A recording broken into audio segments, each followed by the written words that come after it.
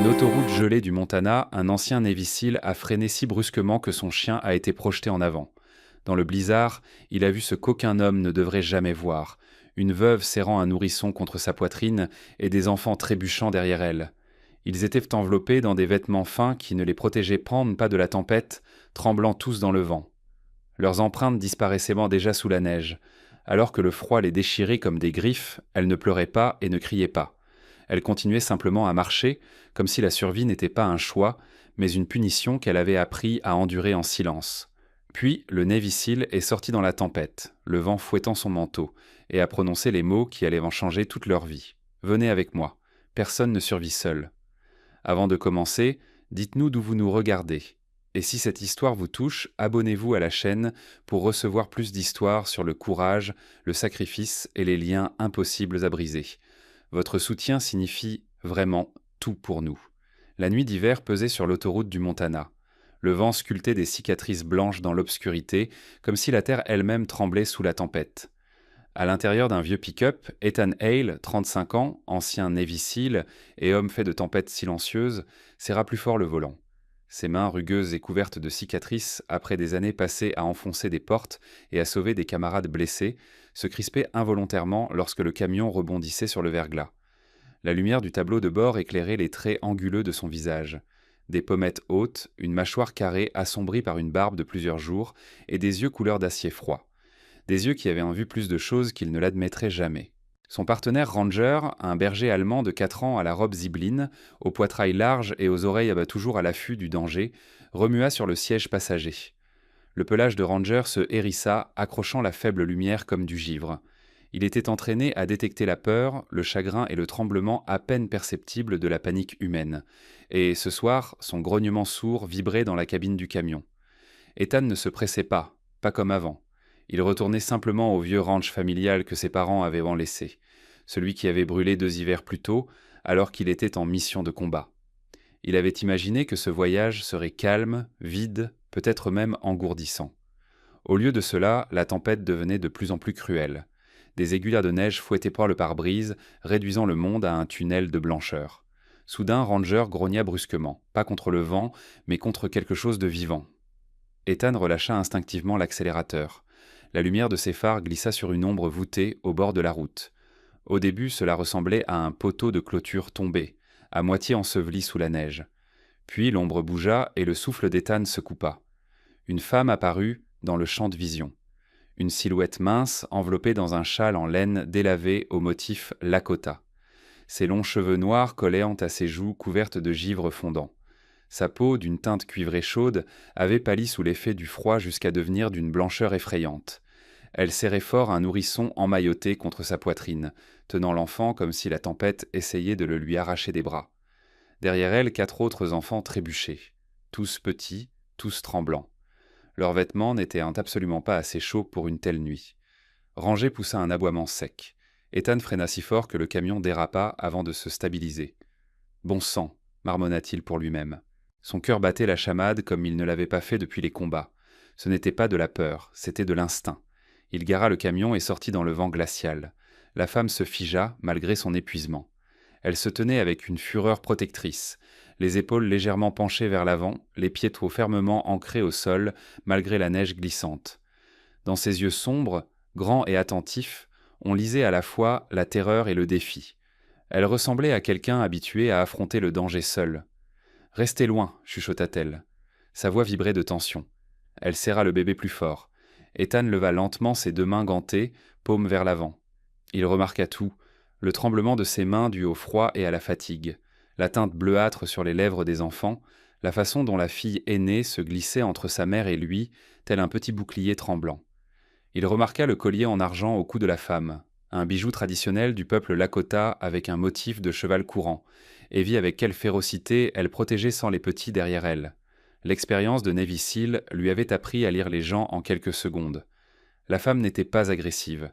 Elle était désespérée, au bord de l'effondrement, mais refusait d'abandonner. Ranger sauta du siège passager, atterrissant doucement à côté d'Ethan.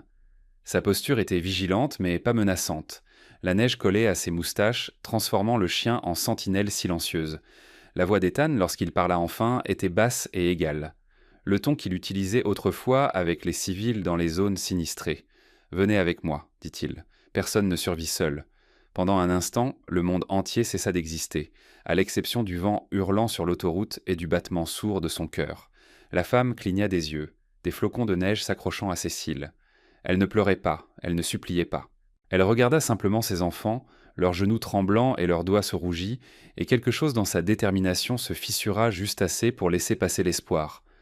Elle hocha la tête une fois, à peine perceptiblement. Ethan bougea instantanément, mais avec précaution, soulevant les enfants un par un dans la cabine chaude. Ranjay recula pour faire de la place, se plaçant entre les enfants et la porte, tel un gardien. Le bébé émit un petit cri lorsque la chaleur toucha son visage, puis se calma.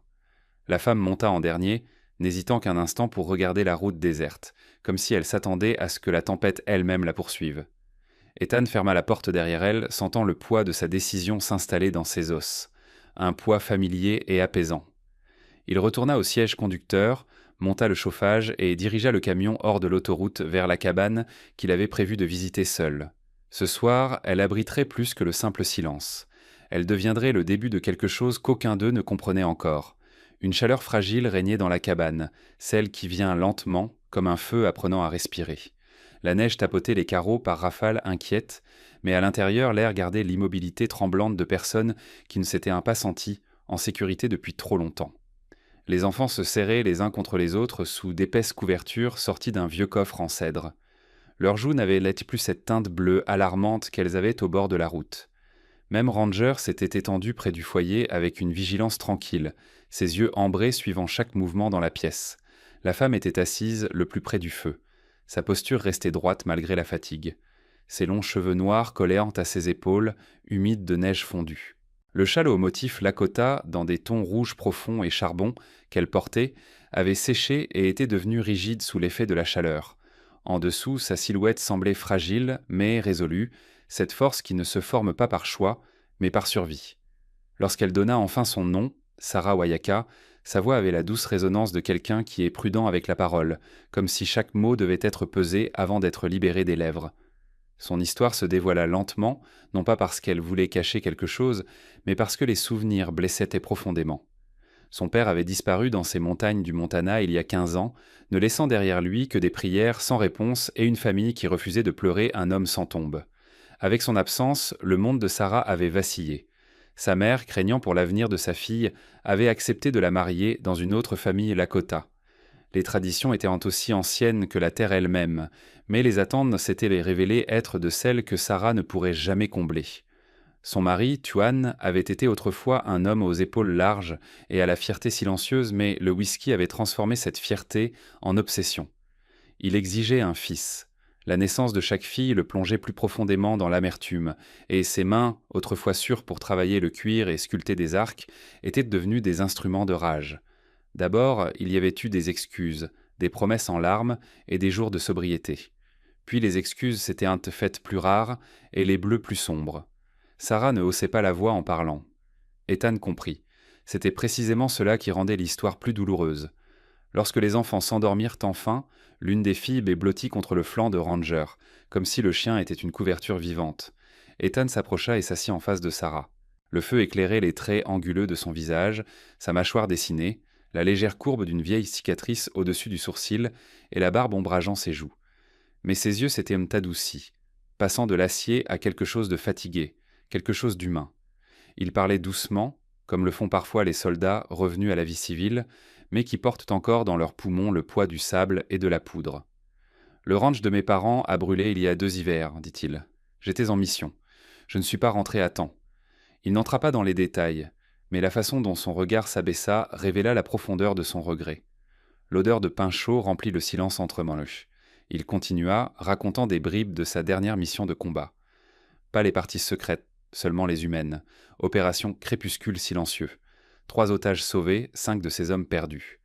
Il ne décrivit pas comment leur visage lui revenait encore la nuit, ni le goût métallique de l'échec qui était resté longtemps sur sa langue après son retour. Mais la tension dans ses bras, la façon dont son pouce frottait la cicatrice sur son poignet, disèrent la vérité. Sarah l'observait attentivement, l'étudiant comme quelqu'un habitué au danger, étudie le feu, attiré par la chaleur, mais craignant la brûlure. Elle n'interrompit pas, ne s'apitoya pas, Elle écouta simplement. Un don plus rare que le réconfort. Ranger leva la tête, comme s'il sentait la lourdeur dans la respiration d'Ethan. Le chien lui donna un petit coup de coude, ancrant son maître. Les lèvres d'Ethan tremblèrent dans ce qui ressemblait à de la gratitude. Les flammes crépitaient, la neige griffait les fenêtres. Deux vies qui n'auraient jamais dû se croiser commençaient à s'entrelacer doucement. Finalement, Sarah chuchota. « Tu portes des fantômes ? Et toi aussi, répondit Ethan.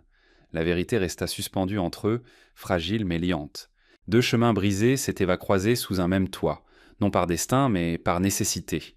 Sarah resserra la couverture autour du bébé, dont les minuscules doigts s'étaient recroquevillés sur sa poitrine. Elle regarda les filles endormies, alignées le long du mur, et exhala avec un tremblement, d'épuisement, pas de peur. « Pour la première fois depuis des années, chuchota-t-elle, elles dorment sans se réveiller à chaque bruit. » Ethan hocha la tête, bien que l'émotion lui serrât la mâchoire. « Ici, vous êtes en sécurité, ancien, dit-il. » Une promesse prononcée par un homme qui ne gaspillait pas ses mots. La tempête dehors grondait plus fort, secouant la porte de la cabane, mais à l'intérieur, quelque chose de plus doux prenait racine. Pas encore la confiance, mais une reconnaissance silencieuse. Les gens brisés survivent parfois mieux lorsqu'ils cessent d'essayer de survivre seuls. Le feu diminua jusqu'aux braises. Ranger posa sa tête sur ses pattes. Sarah s'adossa au mur, les paupières lourdes, la respiration devenue profonde et régulière. Ethan les observa, la femme, les enfants, même la tempête, avec la vigilance silencieuse d'un homme qui avait trop perdu et refusait de perdre quoi que ce soit d'autre. Et quelque part dans cette petite cabane usée, deux âmes blessées commençaient à trouver le faible rythme de la guérison. La tempête s'apaisa le lendemain, laissant un bleu sur le ciel et une fine croûte de glace sur tout ce que le vent avait touché. La cabane, bien que malmenée par les intempéries et rapiécée par endroits, tenait bon face au silence hivernal. Ethan passa les premières heures dehors à réparer l'écurie, un bâtiment trapu aux planches tordues et aux gonds rouillés. Ses gants raidis par le froid serraient le marteau avec une assurance mécanique. Le rythme du travail était une ancre pour lui, permettant à son esprit de se reposer d'une manière que le sommeil ne permettait plus. Ranger restait à proximité, tournant lentement autour de la grange.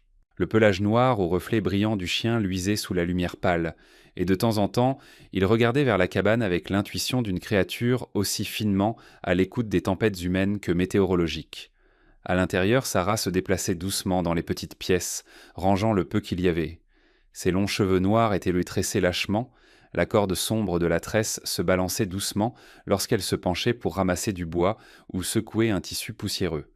Ses filles aidèrent timidement et calmement, pliant les couvertures et les tasses en étain.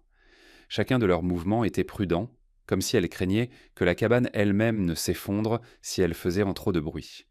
Lorsque Sarah s'agenouilla près du vieux lit en cèdre pour chercher des couvertures supplémentaires, ses doigts touchèrent quelque chose de dur. Un coffre en bois, petit, carré. Ses bords étaient adoucis par des années d'utilisation. Elle le tira vers la lumière. Les enfants se turent. Sarah souleva le couvercle. Le souffle quitta son corps dans un soupir étranglé. À l'intérieur gisait une couverture tissée d'une couleur indigo profonde, entrelacée de bandes en zigzags blanches et argentées. Une ligne d'éclair brisée. Aucune famille ne tisse un motif de la même manière, et celui-ci portait la signature indubitable de sa propre lignée. Les bords étaient effilochés, la laine adoucie par le temps, mais elle pouvait voir les mains de son père dans chaque nœud, dans chaque ligne. Ses doigts tremblaient en touchant le tissu. L'odeur de fumée de feu de camp et de sauge des années révolues semblait s'élever des plis. Elle vit des flashs de souvenirs, son père la soulevant sur ses épaules, enroulant cette même couverture autour d'elle pendant les hivers rigoureux, fredonnant de vieilles chansons qui s'enroulaient comme de l'encens dans la nuit. Une tempête de larmes monta dans ses yeux. Quand Ethan apparut dans l'encadrement de la porte, secouant la neige de son manteau, il remarqua le changement dans sa posture avant même de voir la couverture. La voix de Sarah était un murmure à peine audible, fragile de l'intérieur. « Où as-tu eu ça ?» Ethan se figea. Sa respiration se coupa. Il n'avait pas besoin de regarder la couverture. Il savait exactement laquelle c'était. Il ne l'avait pas cachée par manque de respect, mais parce qu'il ne pouvait pas y faire face. Il retira lentement ses gants, comme si exposer ses mains rendait la vérité plus difficile à dissimuler. « Il y a 15 ans, commença-t-il. Sa voix était égale, mais vide.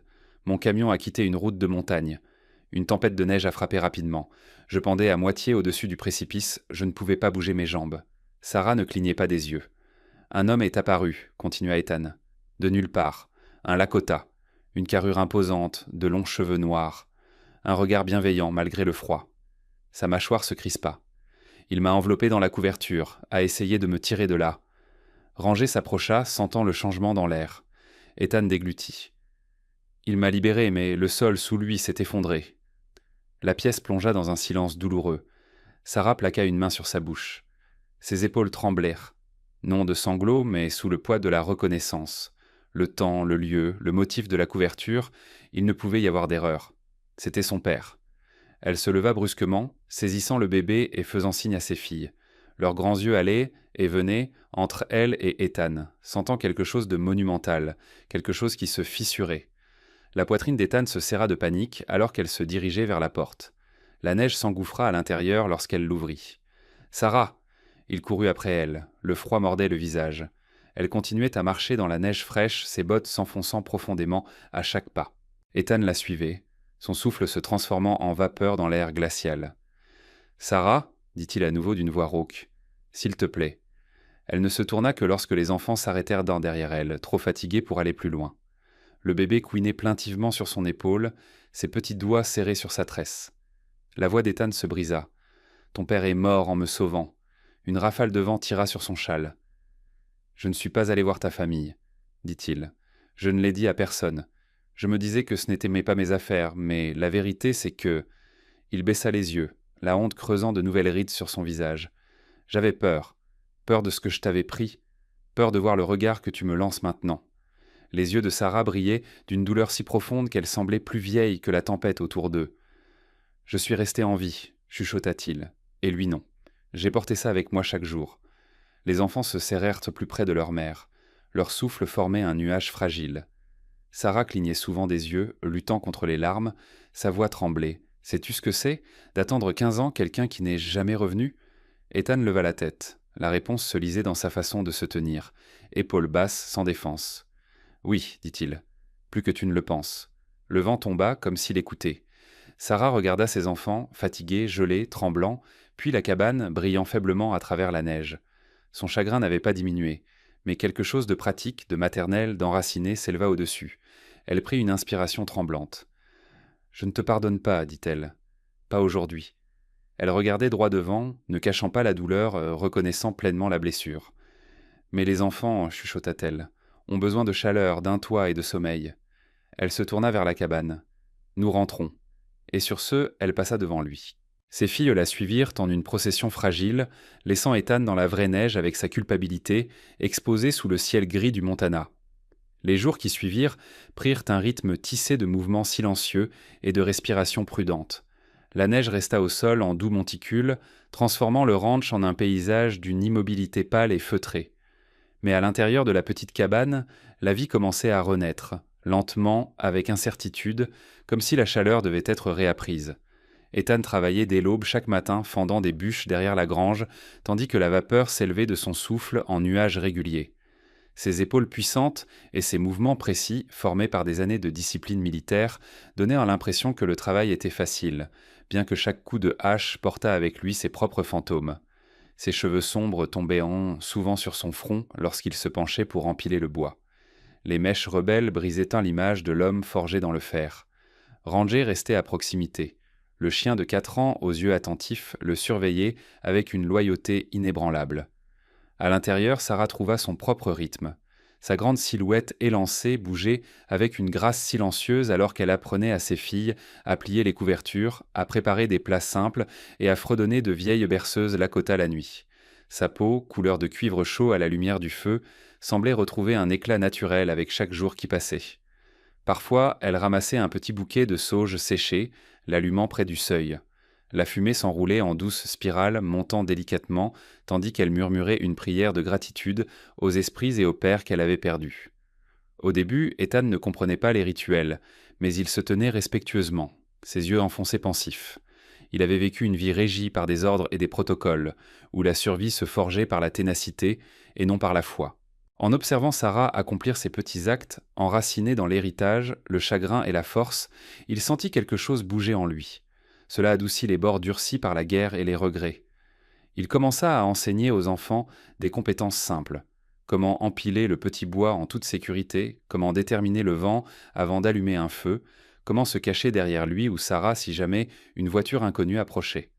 La fille aînée, aux cheveux noirs raides et à la posture protectrice, l'observa d'abord attentivement, mais commença bientôt à répéter ses leçons aux plus jeunes, déterminée à jouer son rôle dans la protection de la famille. 7 jours passèrent tranquillement, lentement, mais pas vides. Puis ils entendirent les moteurs. Les enfants l'entendirent en premier. Un grondement mécanique bas au loin, coupant l'air hivernal avec une netteté inhabituelle. Les oreilles de Ranger se dressèrent.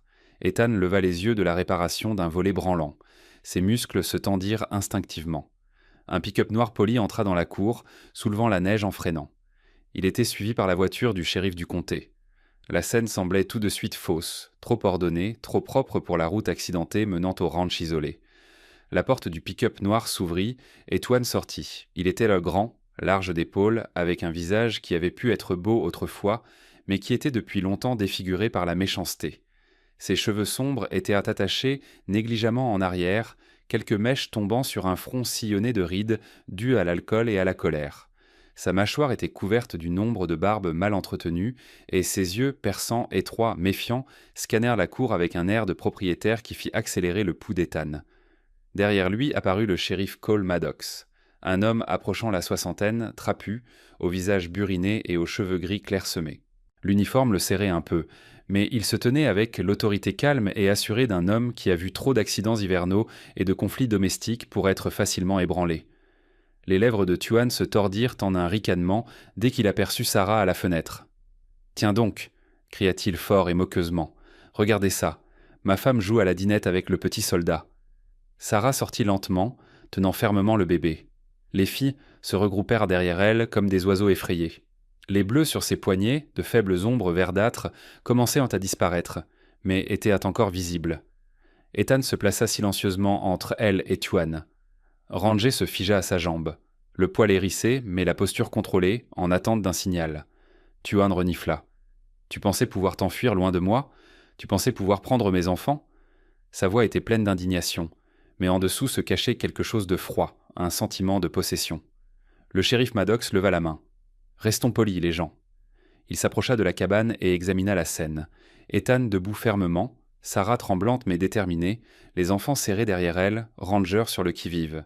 Le regard de Maddox s'adoucit lorsqu'il tomba sur la plus jeune fille, accrochée à la jambe de sa mère. À l'intérieur de la cabane, Maddox posa quelques questions. Pas fortes, pas intrusives, mais prudentes et mesurées. Et la pièce répondit pour Sarah bien avant qu'elle ne parle. La façon dont les enfants reculaient, à la voix de Tuan, les bleus sur les poignets de Sarah, la peur qui traversait les visages de ses filles à la mention du retour à la maison.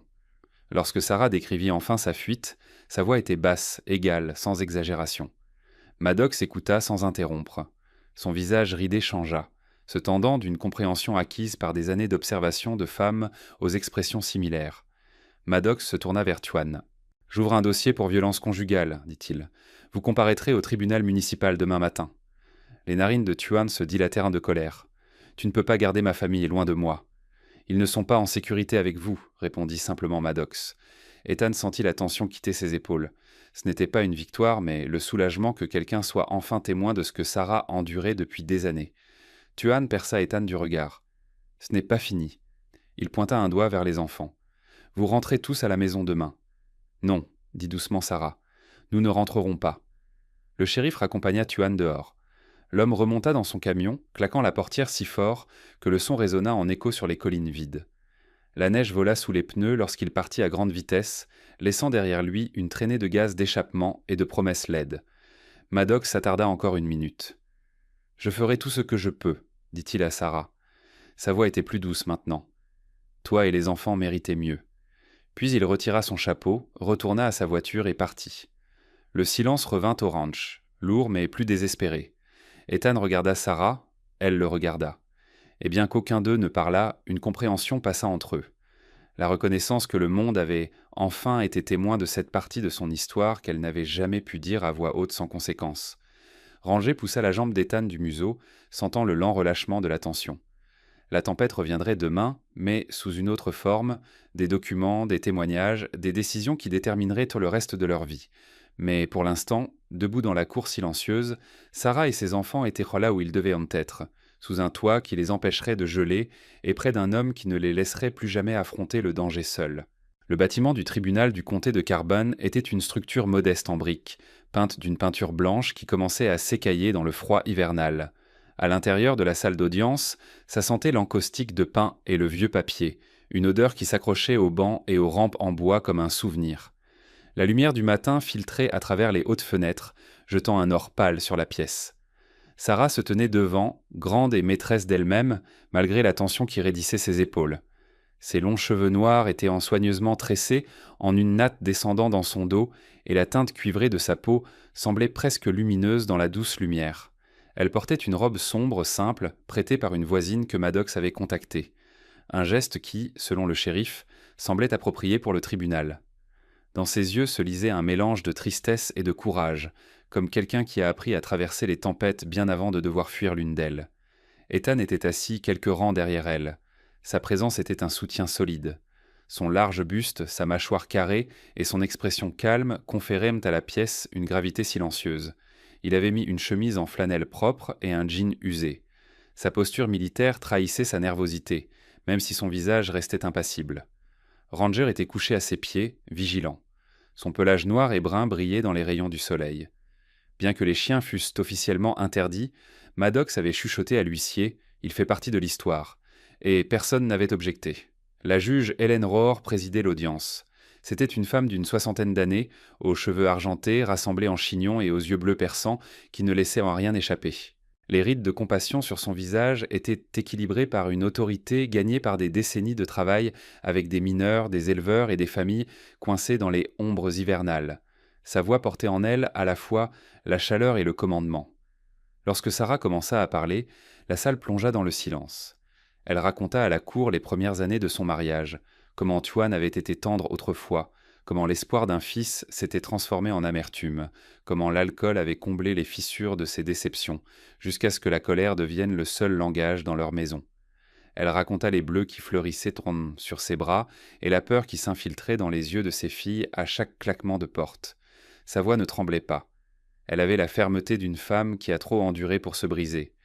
Puis elle décrivit la nuit du blizzard, comment elle avait serré le bébé contre elle, rassemblé ses filles et couru dans la tempête qui aurait pu les tuer, parce que rester aurait été une mort lente. La juge Rohr écoutait attentivement, son expression s'adoucissant à chaque mot. Puis le shérif Maddox prit la parole. Il se tenait fermement, sa veste marron tendue sur sa silhouette puissante. Son visage bronzé gardait la même sévérité avec laquelle il répondait aux innombrables appels à travers le comté.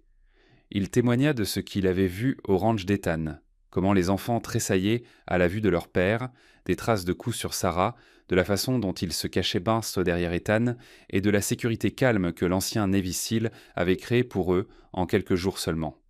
La voix de Maddox était égale, mais dans ses yeux brillait une colère qu'il s'autorisait rarement en uniforme. Tuan était assis sur le banc opposé, les bras croisés sur sa large poitrine.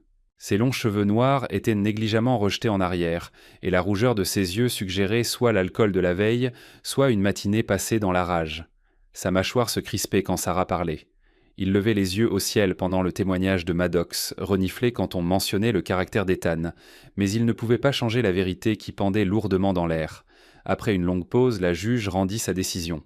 La salle d'audience se figea lorsque sa voix résonna dans l'espace. Le mariage est dissous. La garde exclusive est accordée à la mère. L'ordonnance de protection entre en vigueur immédiatement. Monsieur Tuan, il vous est interdit d'approcher mademoiselle Wayaka ou ses enfants à moins de 300 yards. Sarah ferma les yeux, pas en triomphe, mais dans un soulagement si profond qu'il vida ses poumons.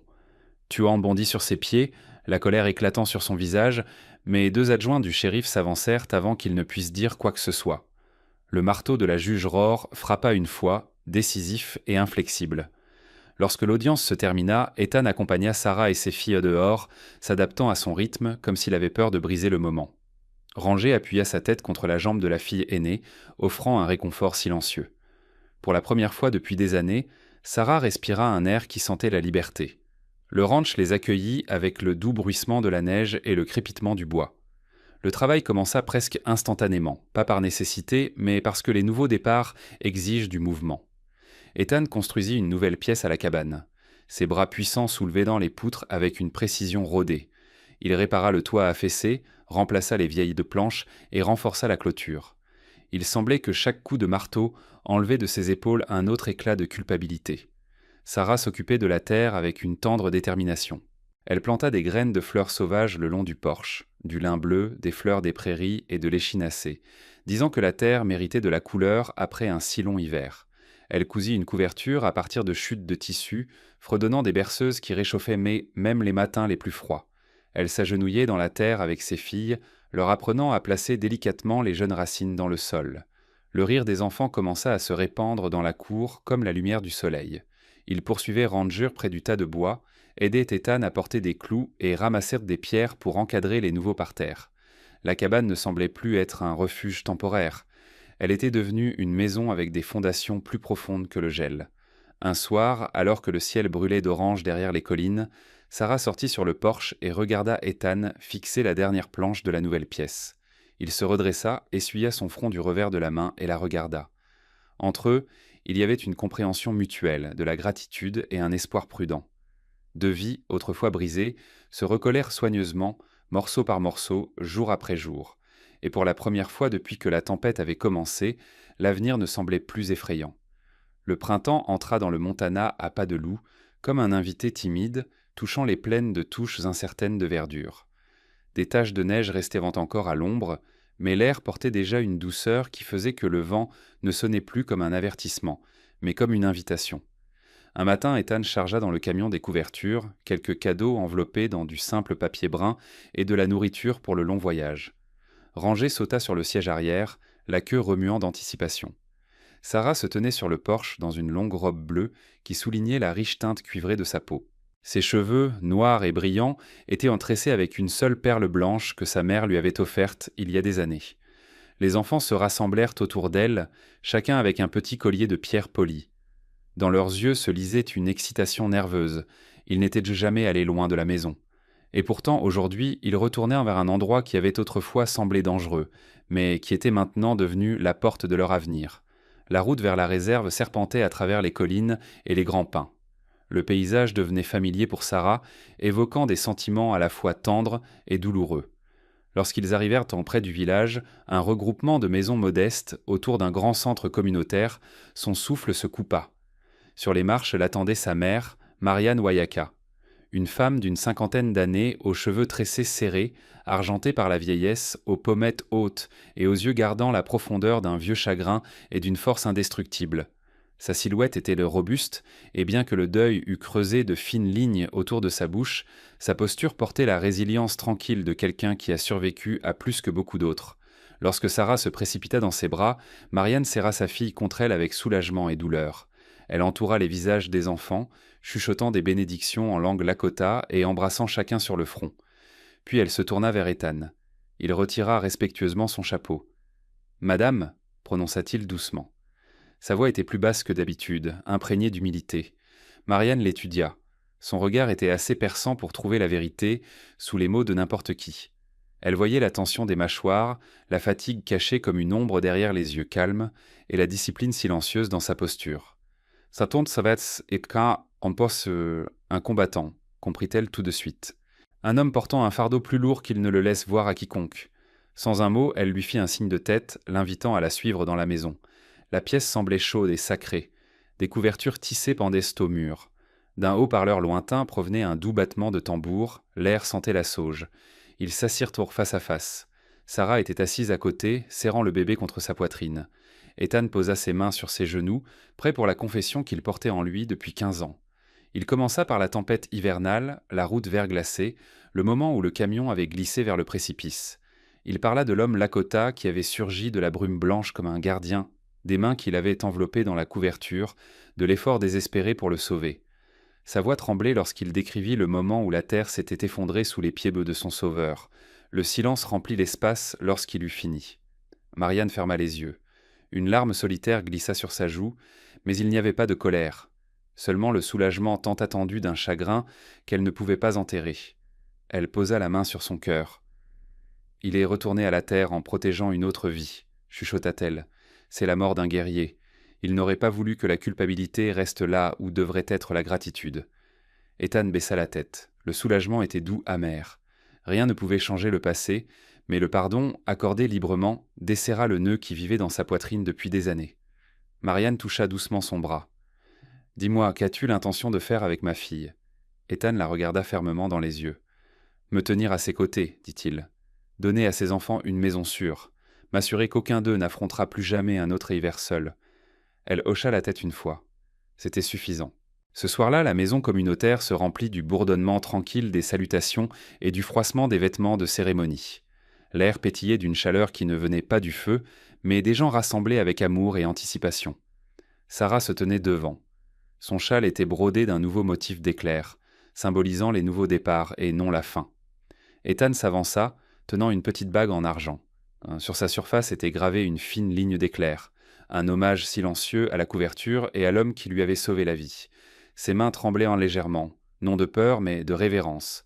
Il regarda Sarah, la femme qui avait traversé des tempêtes qu'il ne pouvait imaginer, et dit « Si tu le permets, je veux passer le reste de ma vie à veiller à ce que toi et les enfants ne rencontriez plus jamais la tempête seule. » Le souffle de Sarah se coupa, ses yeux brillèrent, et elle hocha la tête.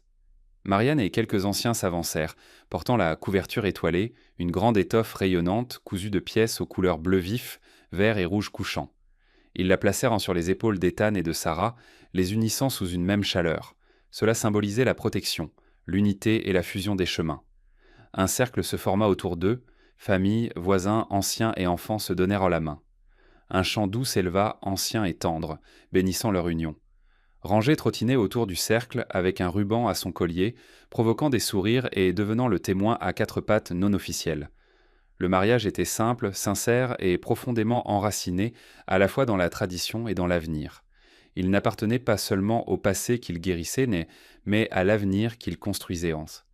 Lorsqu'ils retournèrent au ranch quelques jours plus tard, la terre semblait plus lumineuse.